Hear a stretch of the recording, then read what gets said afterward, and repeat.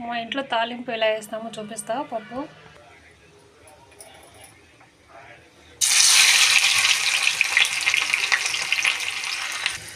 ఇదిగోండి ఇలాగా ఉల్లిపాయలు, కరివేపాకు, ఎండుమిర్చి, ఇంకా వెల్లిపాయలు, జీలకర్ర వాళ్ళు ముందే వేసాను. ఇదిగోండి పప్పు కొంచెం చారా చెలాగా చేశాను. కొద్దిగా గట్టిపప్పు చేశాను మా పెద్ద అబ్బాయి కోసం.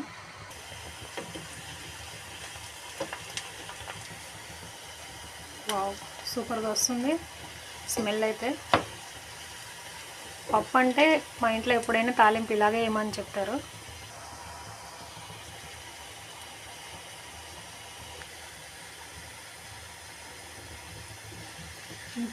కొంచెం కాగితే చాలు.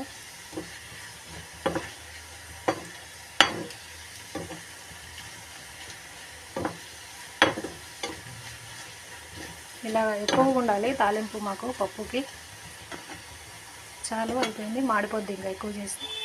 ఇదిగోండి వేసేసాను పప్పులో.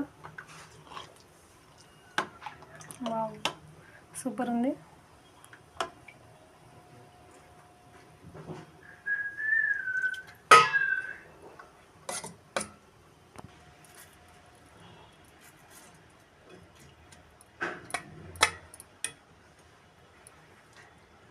టేస్టీ పప్పు రెడీ అయిపోయింది.